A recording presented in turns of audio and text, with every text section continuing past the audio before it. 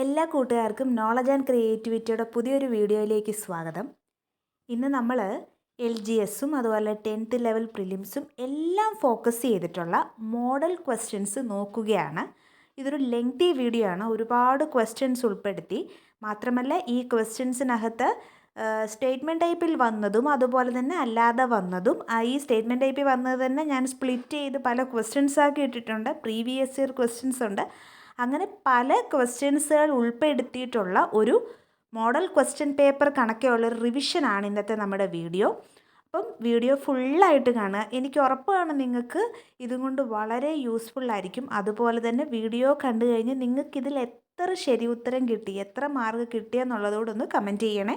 അതായത് നിങ്ങൾക്ക് എത്ര ക്വസ്റ്റ്യൻസിൻ്റെ ഉത്തരം അറിയാം എന്നുള്ള കാര്യം കൂടെ ഒന്ന് കമൻറ്റ് ചെയ്യണേ. അപ്പം ഞാൻ പെട്ടെന്ന് വീഡിയോയിലേക്ക് പോവുകയാണ്, നമുക്ക് അധികം സമയം കളയാനില്ല. ഫസ്റ്റ് ക്വസ്റ്റ്യൻ, തിക്കൊടിയൻ എന്ന തൂലികാനാമത്തിൽ അറിയപ്പെടുന്ന സാഹിത്യകാരൻ ആര്? തിക്കൊടിയൻ ആരാണ്?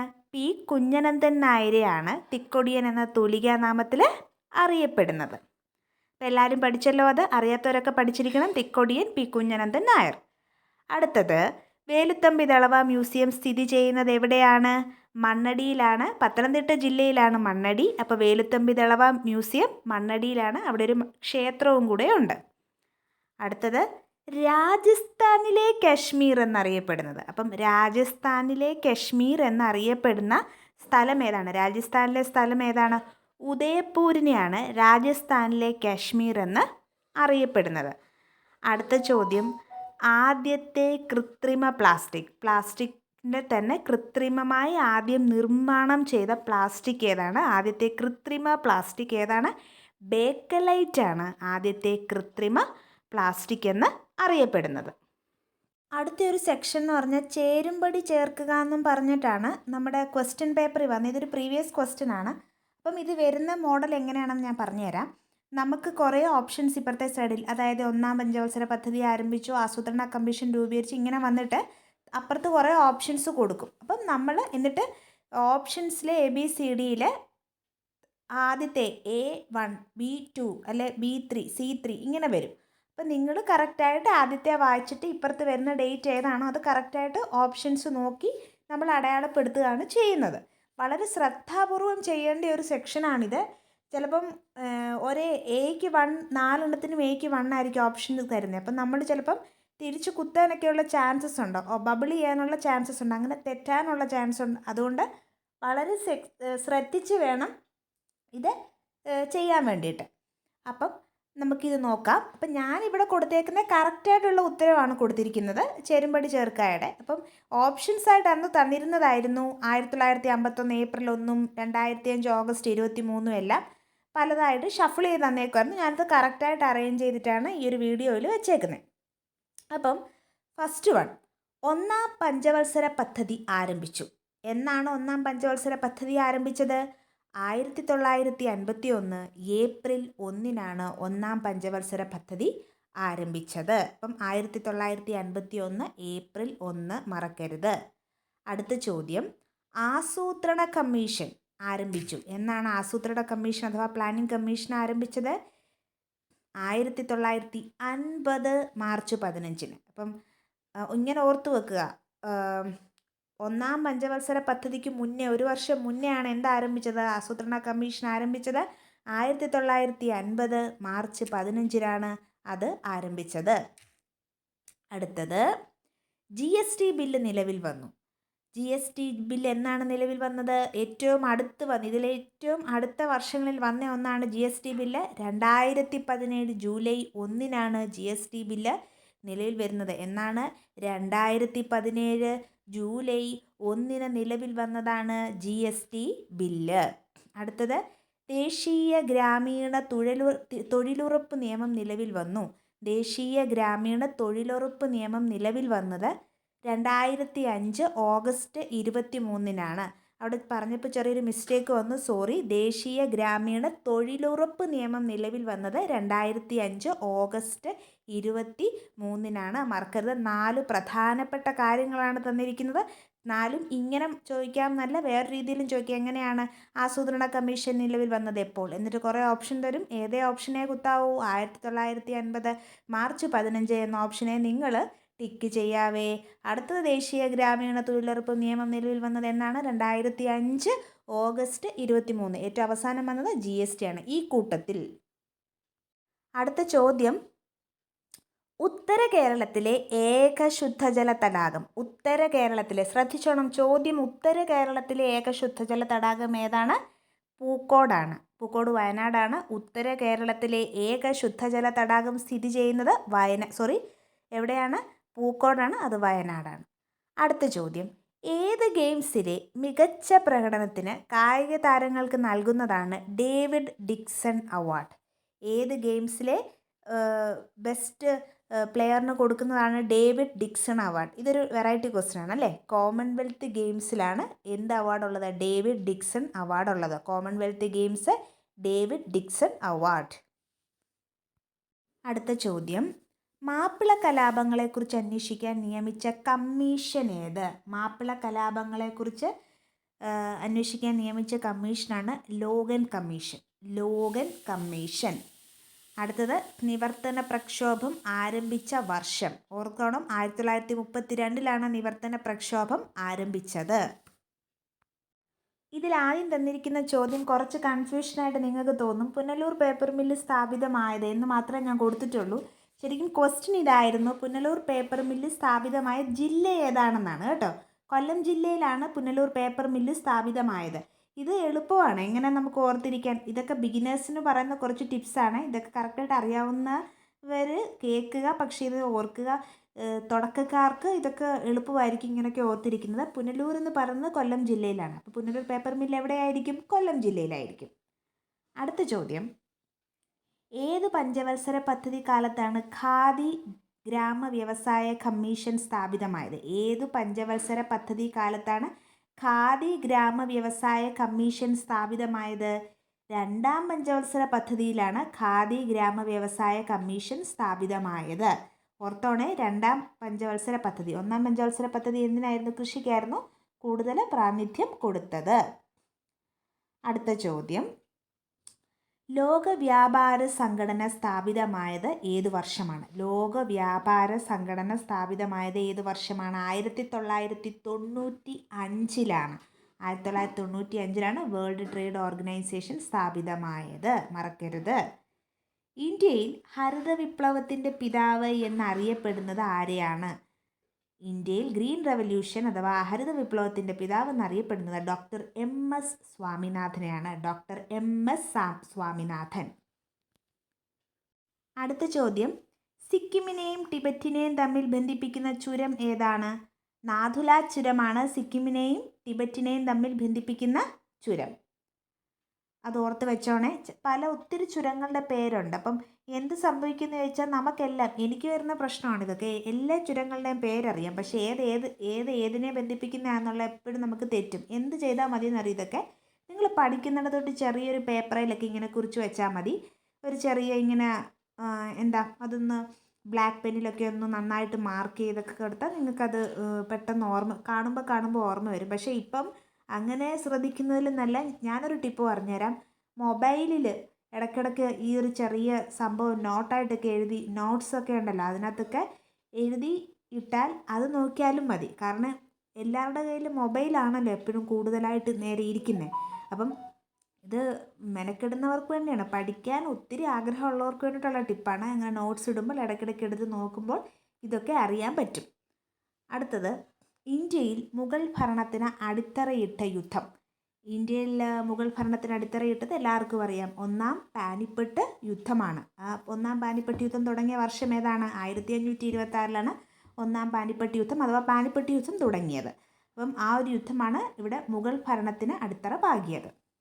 അടുത്ത ചോദ്യം, എട്ടുവീട്ടിൽ പിള്ളമാരെ അമർച്ച ചെയ്ത തിരുവിതാംകൂർ ഭരണാധികാരി ആരാണ്? എട്ടുവീട്ടിൽ പിള്ളമാരെ അമർച്ച ചെയ്തത് മാർത്താണ്ഡവർമ്മയുടെ കാലത്താണ്. അത്രയും ശക്തമായ ഒരു സംഭവം നടന്നത്. എട്ടുവീട്ടിൽ പിള്ളമാരെ അമർച്ച ചെയ്തത് മാർത്താണ്ഡവർമ്മയായിരുന്നു, ആ തിരുവിതാംകൂർ ഭരണാധികാരി.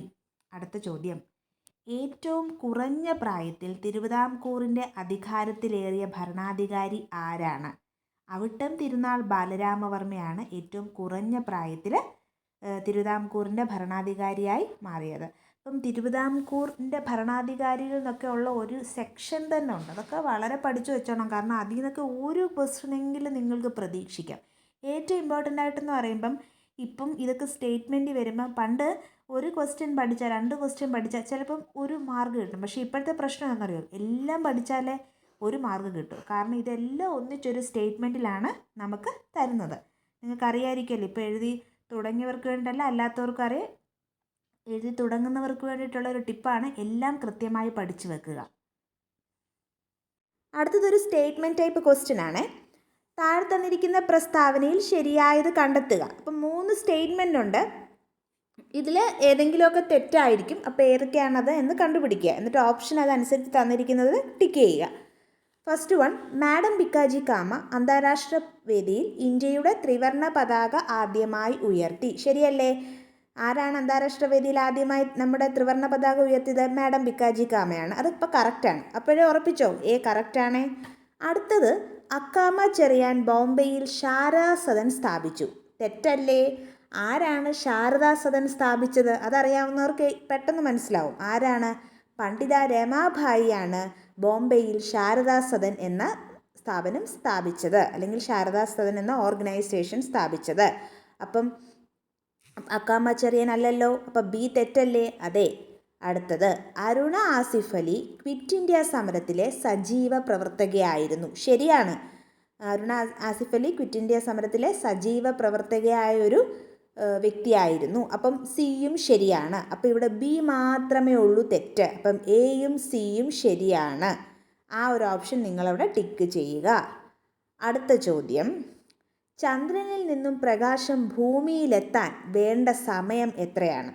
ചന്ദ്രനിൽ നിന്നും പ്രകാശം ഭൂമിയിലേക്ക് എത്താൻ വേണ്ട സമയം 1.3 സെക്കൻഡാണ്. 1.3 സെക്കൻഡ്. 1 സെക്കൻഡും അല്ല, 2 സെക്കൻഡും അല്ല, 1.3 സെക്കൻഡാണ്. അടുത്ത ചോദ്യം കറണ്ട് അഫെയർ വരുന്നൊരു ചോദ്യമാണ്. കേരളത്തിൻ്റെ മുഖ്യ തെരഞ്ഞെടുപ്പ് കമ്മീഷണറായി 2024 ഒക്ടോബറിൽ നിയമിതനായത് ആരാണ്? ആരാണത്? പ്രണബ് ജ്യോതിനാഥാണ് കേരളത്തിൻ്റെ മുഖ്യ തെരഞ്ഞെടുപ്പ് കമ്മീഷണറായി 2024 ഒക്ടോബറിൽ നിയമിതനായത്. ഇപ്പം നവംബറിൽ ഒരുപാട് ഉപതെരഞ്ഞെടുപ്പുകൾ നടക്കുന്ന സമയമല്ലേ ഇത്. അപ്പം ചിലപ്പോൾ ആ ഒരു സമയത്തെ ഫോക്കസ് ചെയ്താണ് പ്രണബ് ജ്യോതിനാഥാണ് നിയമിതനായത്. അടുത്തത് കുറച്ച് സങ്കര ഇനങ്ങളെ പറ്റിയാണ്. അപ്പം PSCക്ക് ഭയങ്കര ഇഷ്ടമുള്ള ഒരു സെക്ഷനാണ്. ഓരോ വിളകളുടെയും സങ്കര ഇനങ്ങൾ ഇന്നതിൻ്റെ ഇതാണ് എന്ന് ചോദിക്കുന്നത്. ഞാൻ ഏതൊക്കെയോ വീഡിയോസിൽ എല്ലാ സങ്കര ഇനങ്ങളും കൊടുത്തുള്ള വീഡിയോസൊക്കെ ചെയ്തിട്ടുണ്ടായിരുന്നു. ഒരു വർഷമായോ 6-7 മാസത്തിന് മുന്നേ ആണെന്നൊന്ന് ചെയ്തത്. അപ്പം കാർഷിക വിളകളുടെ ഒരു വീഡിയോയിൽ. പക്ഷേ ഈ 2 എണ്ണവും ഞാൻ നോക്കുമ്പോൾ പല ക്വസ്റ്റ്യൻ പേപ്പറിലും സ്ഥിരമായി ചോദിക്കുന്നുണ്ട്. അതുകൊണ്ടാണ് ഞാനിത് ഉൾപ്പെടുത്തിയത് കേട്ടോ. അപ്പം ആദ്യത്തെ മത്തൻ്റെ സങ്കര ഇനങ്ങൾ സുവർണ, സരസ്, അമ്പിളി. അടുത്തത് പാവലിൻ്റെ സങ്കര ഇനങ്ങൾ. എനിക്കിത് കാണുമ്പോൾ ഒരു എന്താ പറയുന്ന ഒരു ചിരിയൂടെ തോന്നും. കാരണം പാവലിൻ്റെ സങ്കര ഇനങ്ങളുടെ പേര് പ്രിയ, പ്രീതി, പ്രിയങ്കയാണ്. അധികം ആൾക്കാർക്ക് അത്ര പ്രിയപ്പെടാത്ത ഒരു പച്ചക്കറിയാണ് പാവയ്ക്ക. പക്ഷെ നമ്മൾ ഏറ്റവും പ്രിയങ്കരമായി കഴിക്കേണ്ട ഒരു പച്ചക്കറി നിങ്ങൾ ഓർത്ത് വെക്കുക. കാരണം നമ്മുടെ ആരോഗ്യത്തിന് ഏറ്റവും പ്രിയപ്പെട്ടതാണ് പാവയ്ക്ക. അപ്പം ഇങ്ങനെ ഓർക്കുക, ആരോഗ്യത്തിന് ഏറ്റവും പ്രിയപ്പെട്ട പാവയ്ക്കയുടെ സങ്കര ഇനങ്ങൾ ആരൊക്കെയാണ്? പ്രിയ, പ്രീതി, പ്രിയങ്ക. അടുത്തത്, ഇന്ത്യയിലൂടെ കടന്നു പോകുന്ന പ്രധാന അക്ഷാംശ രേഖ. ഒത്തിരി തവണ PSC ചോദിച്ചൊരു പ്രീവിയസ് ഇയർ ആണിത്. അപ്പം ഏതാണ്? ഉത്തരായന രേഖയാണ് ഇന്ത്യയിലൂടെ കടന്നു പോകുന്ന പ്രധാന അക്ഷാംശ രേഖ. മറന്നു പോവല്ലേ. അടുത്ത ചോദ്യം ഒരു ചെറിയ തിരുത്തുണ്ട് ആ ചോദ്യത്തിലെ. ഭൂട്ടാനും നേപ്പാളിനും ഇടയിൽ സ്ഥിതി ചെയ്യുന്ന ഇന്ത്യൻ സംസ്ഥാനം എന്നുണ്ട് കേട്ടോ. ഇന്ത്യൻ സംസ്ഥാനം ഏതാണ്? സിക്കിം ആണ് കേട്ടോ, സിക്കിം. അടുത്ത ചോദ്യം, തൊഴിലുറപ്പ് തൊഴിലാളികൾക്ക് ക്ഷേമനിധി ആരംഭിക്കുന്ന ഇന്ത്യയിലെ ആദ്യ സംസ്ഥാനം ഏതാണ്? ഉത്തരം കേരളമാണ്. കേരളത്തിലാണ് തൊഴിലുറപ്പ് തൊഴിലാളികൾക്ക് ആദ്യമായി ക്ഷേമനിധി ആരംഭിക്കുന്നത്. അപ്പോൾ നമുക്ക് അഭിമാനിക്കാം. ഇതുപോലുള്ള നല്ല നല്ല പദ്ധതികൾ മിക്കപ്പോഴും കേരളത്തിൽ തുടങ്ങുന്നതിൽ നമുക്കൊരു അഭിമാനമില്ലേ? അപ്പോൾ കേരളമാണ് അത്. അടുത്തത്, ദക്ഷിണ റെയിൽവേയുടെ ആസ്ഥാനം എവിടെയാണ്? എവിടെയാണ് ദക്ഷിണ റെയിൽവേ സ്ഥിതി ചെയ്യുന്നത്? ചെന്നൈയിലാണ് ദക്ഷിണ റെയിൽവേ സ്ഥിതി ചെയ്യുന്നത്. അടുത്ത ചോദ്യം, ദക്ഷിണ റെയിൽവേയുടെ ആസ്ഥാനം ചെന്നൈയിലാണ്. ഓക്കെ, സ്ഥിതി ചെയ്യുന്നതെന്നല്ല, പറഞ്ഞപ്പോൾ തെറ്റിപ്പോയതാണ്. ദക്ഷിണ റെയിൽവേയുടെ ആസ്ഥാനമാണ് ചെന്നൈയിൽ. അടുത്ത ചോദ്യം, ഏറ്റവും കൂടുതൽ കരിമ്പ് ഉൽപ്പാദിപ്പിക്കുന്ന ഇന്ത്യൻ സംസ്ഥാനം ഏത്? ഏറ്റവും കൂടുതൽ കരിമ്പ് അഥവാ ഷുഗർ കെയിൻ ഉൽപ്പാദിപ്പിക്കുന്നത് ഉത്തർപ്രദേശിലാണ്. മറക്കരുത്, ഉത്തർപ്രദേശിലാണ്. അടുത്ത ചോദ്യം, പ്രാഥമിക വിദ്യാഭ്യാസം മൗലിക അവകാശമായി മാറിയത് എത്രാമത്തെ ഭരണഘടനാ ഭേദഗതിയിലൂടെയാണ്? പ്രാഥമിക വിദ്യാഭ്യാസം 86-ാം ഭരണഘടനാ ഭേദഗതിയിലൂടെയാണ്. 2002-ലായിരുന്നു അത്.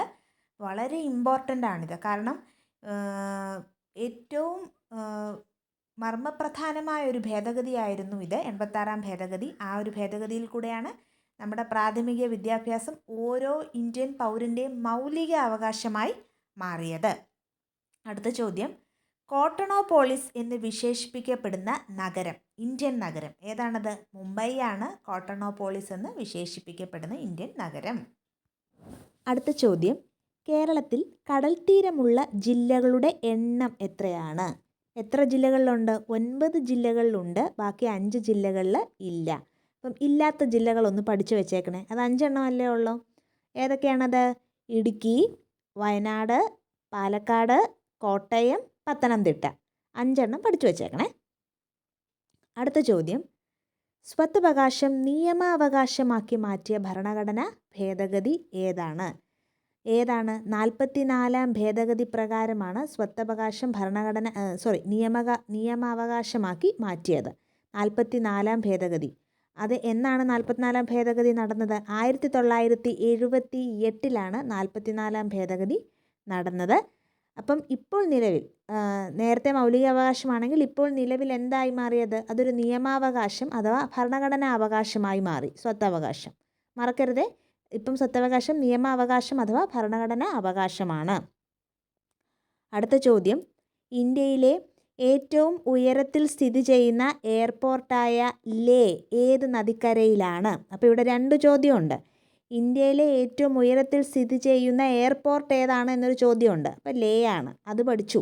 അടുത്തത്, അത് ഏത് നദിക്കരയിലാണ്? ഇപ്പോഴത്തെ ചോദ്യങ്ങളൊക്കെ ഇങ്ങനെയാണ്. ഏറ്റവും ഉയരത്തിലുള്ള എയർപോർട്ട് ഏതാണെന്ന് നിങ്ങൾക്കറിയാമെന്ന് PSCക്ക് അറിയാം. അപ്പോൾ PSC എന്ത് ചെയ്യും? അതിനകത്തൊരു കുറച്ചൊരു ട്വിസ്റ്റ് ഇടും. ആ ട്വിസ്റ്റാണ് അത് ഏത് നദിക്കരയിലാണ് എന്നുള്ളത്. ഏത് നദിക്കരയിലാണ്? സിന്ധു നദിക്കരയിലാണ് ലേ എയർപോർട്ട് സ്ഥിതി ചെയ്യുന്നത്. മറക്കരുതേ, ലേ എയർപോർട്ട് സിന്ധു നദിക്കരയിലാണ് സ്ഥിതി ചെയ്യുന്നത്. ഒരു സ്റ്റേറ്റ്മെൻറ്റ് ടൈപ്പ് ക്വസ്റ്റ്യൻ ആണ്. ഇതൊരു അടുത്ത് വന്ന ഒരു LDക്ക് വന്ന ഒരു ക്വസ്റ്റ്യൻ പേപ്പറായത്. അതിനകത്ത് വന്ന ഒരു ചോദ്യമായത് കേട്ടോ. അപ്പോൾ ക്വസ്റ്റ്യൻ ഇതായിരുന്നു, ഇന്ത്യയിലെ സാമൂഹ്യ പരിഷ്കർത്താവായിരുന്ന ദയാനന്ദ സരസ്വതിയെക്കുറിച്ചുള്ള പ്രസ്താവനകളിൽ ശരിയല്ലാത്തവ തിരഞ്ഞെടുക്കുക. ശ്രദ്ധിച്ചോണം, ശരിയായിട്ടുള്ളവയെന്നല്ല, ശരിയല്ലാത്തവ തിരഞ്ഞെടുക്കുക എന്ന്. അപ്പം സ്റ്റേറ്റ്മെൻറ്റ് ടൈപ്പ് കണ്ടാലും ക്വസ്റ്റ്യൻ ഫുള്ളായിട്ട് വായിച്ച് നോക്കാത്തവരാണെങ്കിൽ ഓപ്ഷൻസ് എന്ത് ചെയ്യും? ശരിയായിട്ടുള്ളവയുടെ ഓപ്ഷനിൽ കയറി ടിക്ക് ചെയ്യും. PSC എന്താണ് ചെയ്യുന്നത്? ശരിയായിട്ടുള്ളതിൻ്റെ ഓപ്ഷൻ നമ്പരും തരും, ശരിയല്ലാത്തവയുടെ തരും. നമ്മുടെ കണ്ണിൽ പെട്ടെന്ന് പെടുന്നത് ശരിയായിട്ടുള്ളവയാണ്. അപ്പോൾ ക്വസ്റ്റ്യൻ കംപ്ലീറ്റ് വായിച്ച് നോക്കുക എന്നൊരു സൂചനയാണ് ഈ ഒരു ക്വസ്റ്റ്യനോട് നമുക്ക് തരുന്നത്. അപ്പം ഇതിൽ നമുക്ക് ഓരോ സ്റ്റേറ്റ്മെൻറ്റുകൾ നോക്കാം എന്തൊക്കെയാണെന്ന്, എന്നിട്ട് നമുക്കൊന്ന് കൺക്ലൂഡ് ചെയ്യാം. ഫസ്റ്റ് വൺ, ആര്യസമാജം സ്ഥാപിച്ചു. ആര്യസമാജം സ്ഥാപിച്ചത് ദയാനന്ദ സരസ്വതി അല്ലേ? അപ്പോൾ ഫസ്റ്റ് വൺ അല്ല. ഫസ്റ്റ് വൺ ശരിയാണ്. അടുത്തത് ബ്രഹ്മസമാജം സ്ഥാപിച്ചു. അത് തെറ്റാ. ബ്രഹ്മസമാജം ആരാ സ്ഥാപിച്ചത്? രാജാറാം മോഹൻ റോയ്. അപ്പം രണ്ടാമത്തെ ശരിയല്ലല്ലോ. അപ്പോൾ രണ്ടാമത്തെ നമ്മുടെ ക്വസ്റ്റ്യൻ പ്രകാരം ഒരു ശരിയായ ഓപ്ഷനാണ്. അടുത്ത് ശുദ്ധി പ്രസ്ഥാനം ആരംഭിച്ചു. ശുദ്ധി മൂവ്മെൻറ്റും ആരായിരുന്നു? ദയാനന്ദ സരസ്വതി ആയിരുന്നു. അപ്പം ശുദ്ധി മൂവ്മെൻറ്റ് ൻ്റെ കാര്യം വരുമ്പോഴും അതും ഈ ഒരു ഇതിനെ സംബന്ധിച്ച് ശരിയായിട്ടുള്ളവയാണ്. ദയാനന്ദ സരസ്വതി സ്ഥാപിച്ചതാണ്. അടുത്തത് 1875 ബോംബെയിൽ ജനിച്ചു. അതും തെറ്റാണ്. അപ്പം ഇയർ ഓഫ് ബർത്തും തെറ്റാണ്, രണ്ടാമത്തെ ഓപ്ഷനും തെറ്റാണ്. അപ്പം ഇവിടുത്തെ ക്വസ്റ്റ്യൻ അനുസരിച്ച് 2ഉം 4ഉമാണ് ശരി ഉത്തരം. അപ്പം ഇപ്പോൾ ക്വസ്റ്റ്യൻ നേരെ തിരിച്ചാണ്. ശരിയായിട്ടുള്ളവ തിരഞ്ഞെടുക്കുക എന്നായിരുന്നെങ്കിൽ 1ഉം 3ഉം ആയിരിക്കും അവിടെ ശരിയായിട്ടുള്ളവ. ഓക്കെ, മനസ്സിലായെന്ന് വിശ്വസിക്കുന്നു. നമുക്ക് അടുത്ത ചോദ്യത്തിലേക്ക് പോകാം. പാലിൻ്റെയും പയർവർഗ്ഗങ്ങളുടെയും ഉൽപ്പാദന കാര്യത്തിൽ നിലവിൽ ഇന്ത്യക്ക് എത്രാമത്തെ സ്ഥാനമാണ്? അവിടെ ക്വസ്റ്റ്യൻ കണ്ടോ, പാലിൻ്റെയും പയർവർഗ്ഗങ്ങളുടെയും.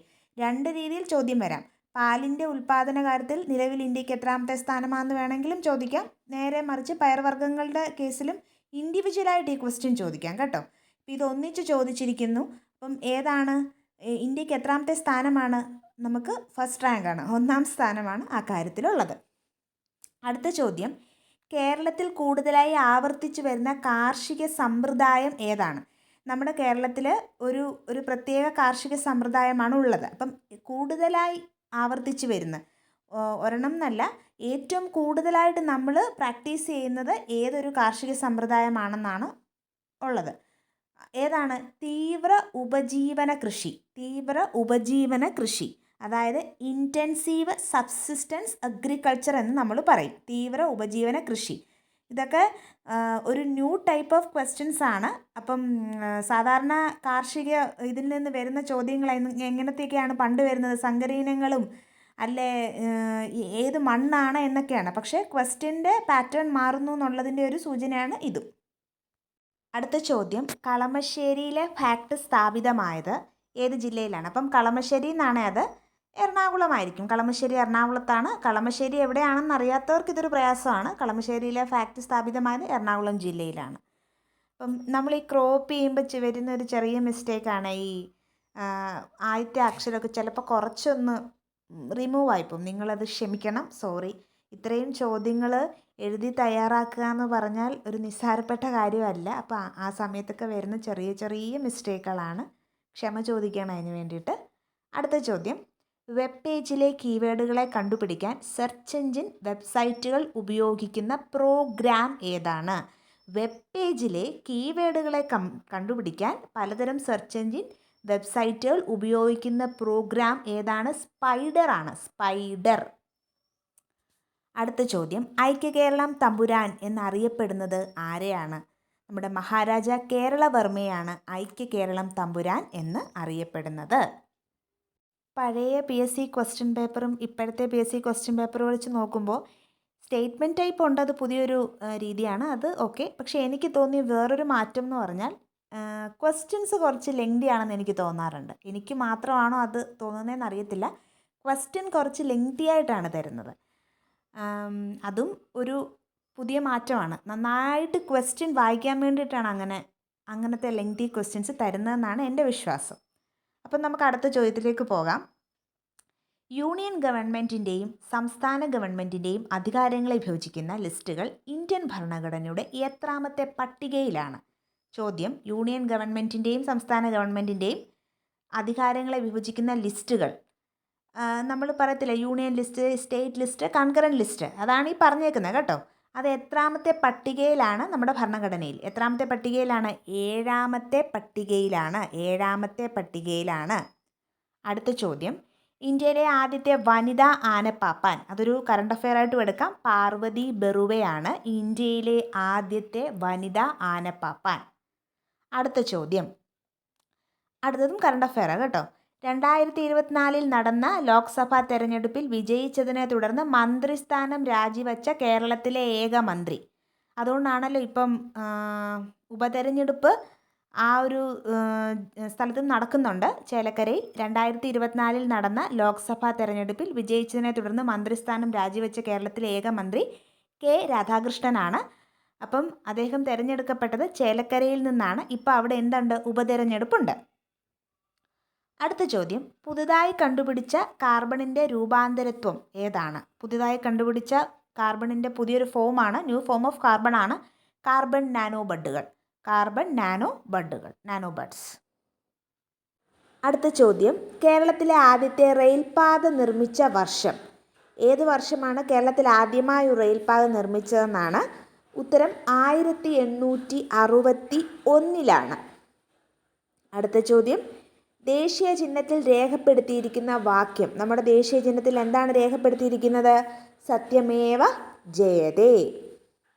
അടുത്ത ചോദ്യം, ഇന്ത്യയുടെ ദേശീയ മുദ്രയിൽ ഉൾപ്പെട്ടിട്ടുള്ള മൃഗങ്ങൾ ഏതെല്ലാം? ഏതൊക്കെയാണ്?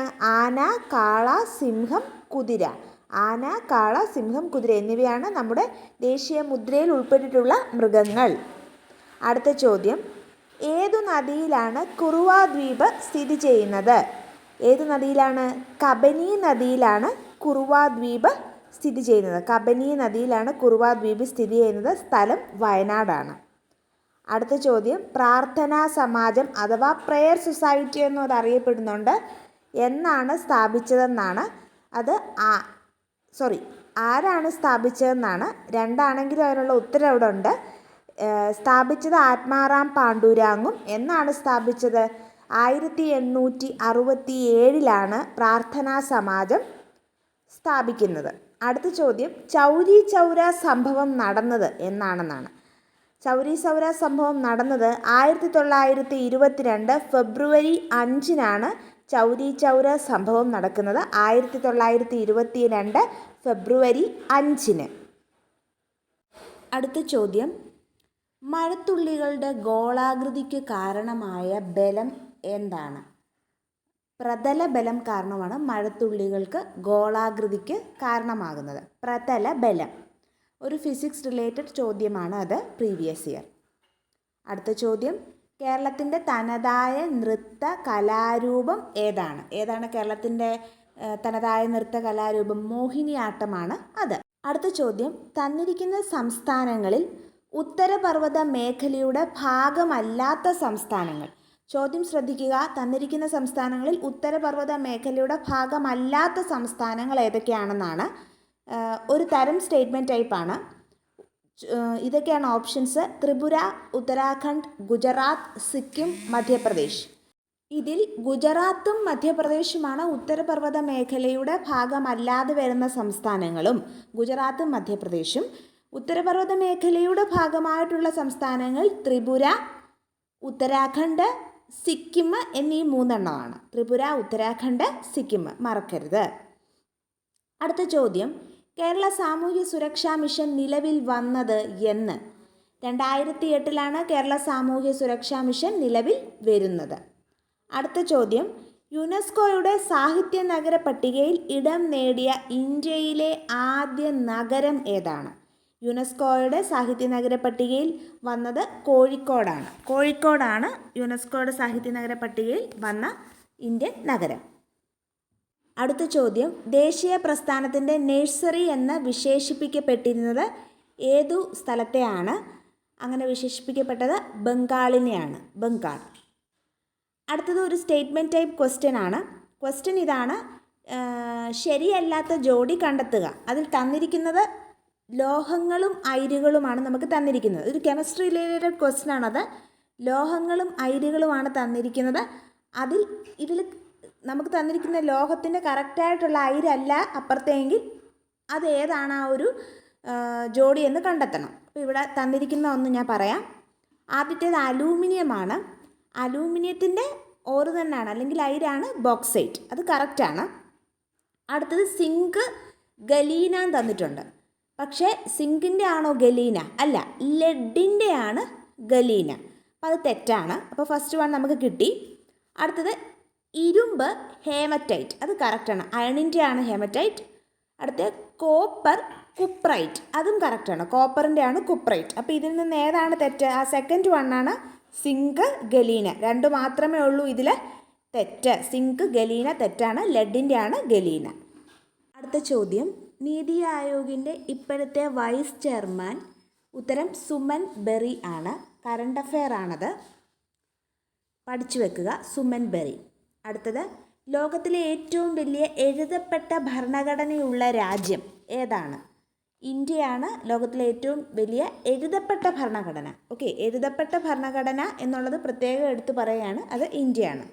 ഏറ്റവും വലിയ ഭരണഘടന എന്നല്ല, ഏറ്റവും വലിയ എഴുതപ്പെട്ട ഭരണഘടന. അടുത്തത്, ചുവടെ നൽകിയിരിക്കുന്ന ജില്ലകളിൽ കർണാടകയുമായി അതിർത്തി പങ്കിടുന്ന കേരളത്തിലെ ജില്ലകൾ ഏതൊക്കെ? അപ്പോൾ കേരളത്തിലെ ജില്ലകൾ എന്നത് പ്രത്യേകം പറയണം. തന്നിരിക്കുന്ന ഓപ്ഷൻസ് കണ്ണൂർ, കാസർഗോഡ്, തൃശ്ശൂർ, പാലക്കാട് ആണ്. അപ്പം ഉത്തരം ഏതാണ്? കണ്ണൂരും കാസർഗോഡുമാണ്. കണ്ണൂരും കാസർഗോഡുമാണ് നമ്മുടെ കേരളത്തിലെ കർണാടകയുമായി അതിർത്തി പങ്കിടുന്ന ജില്ലകൾ. അടുത്ത ചോദ്യം, കേരളത്തിലെ മൊത്തം താലൂക്കുകൾ എത്രയാണ്? 78 താലൂക്കുകളാണ് നമുക്ക് മൊത്തം ഉള്ളത്. അടുത്തത്, കേരളത്തിലെ ആദ്യത്തെ ശുചിത്വ പഞ്ചായത്ത് എന്നറിയപ്പെടുന്നത് ഏത് പഞ്ചായത്താണ്? പോത്തുങ്കൽ പഞ്ചായത്താണ് കേരളത്തിലെ ആദ്യത്തെ ശുചിത്വ പഞ്ചായത്ത് എന്ന് അറിയപ്പെടുന്നത്.